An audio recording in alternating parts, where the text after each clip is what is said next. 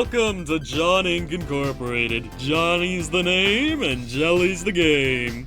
My humble business has been producing jellies for almost 25 years.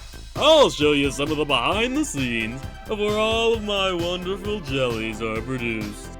Today, we're going to be focusing on some very important factors of my business, which include supply and demand. Now, if you were a smart cookie, you would already know that supply and demand is the relationship between quantity supplied, quantity demanded, and the price. Didn't catch that? Don't worry, cause I barely understand it myself. Ha ha ha ha! Now, without a further ado, let's look at supply and demand through my world-famous Jon Jelly.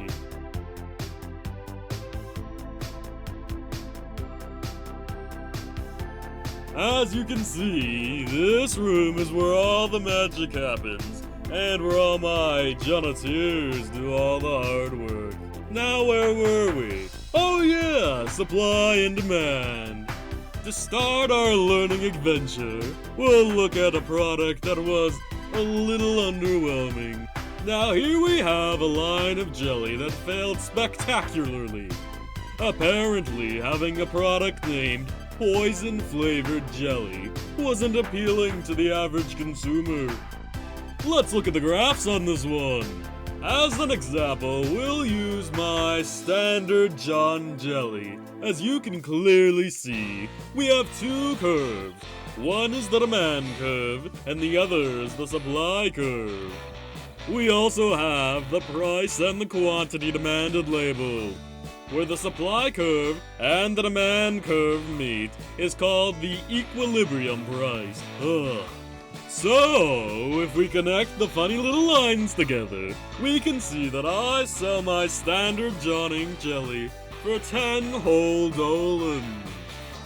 But, if we look at the demand curve for my poison-flavored jelly, the demand curve has been shifted to the left, therefore decreasing the equilibrium price. We ended up sadly discontinuing my poison-flavored jelly, but I made up for it with my next spectacular product. Ladies and gentlemen, here is my patent-pending 24-karat gold jelly. Now with real gold carats. Now, let me tell you, buddy, this was an unexpected success. It all happened when I recently obtained my factory. I decided to go exploring in the basement, and to my surprise, I found an entire mine full of nothing but pure gold. I instantly had my Jonateurs start harvesting it. But there ended up being so much gold to the point where I had more gold than factory.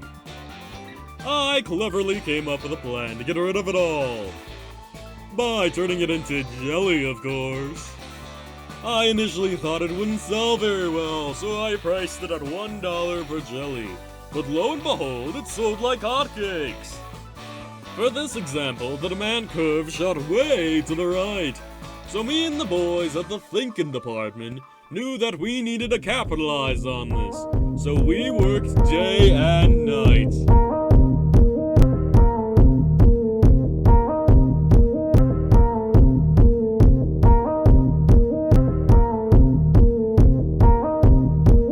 And that's why the new price of my patent-pending 24-karat gold jelly is now at a cool $2.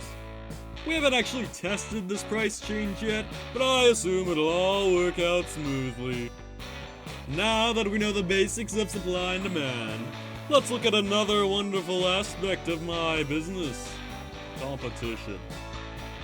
Now, as much as I would like to stomp out the competition, the government would consider that a monopoly, and that would be heavily regulated, so I'll settle for the next best thing: a monopolistic competitive market. What is a monopolistic competitive market? Ha ha ha, I'm glad you asked. It is where two or more competing businesses have a competition over their own specific product.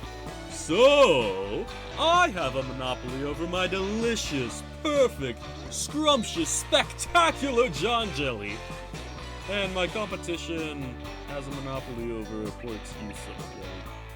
Overall, what this means is that since my product is absolutely loved by many and is rated far above my competitors, my jelly can be charged a little higher than the market price. But if I charge too much, some of my die-hard fans may decide to go with one of the rip-offs of my product. Sorry, almost lost my cool there. In the end, I hope this little tour of mine has shown you some of the inner workings of my Jon Jelly factory, and has taught you a little more than you knew before. Again, I am Jon Inc. I hope to see you again very soon. Toodles! Hey, what's going on with...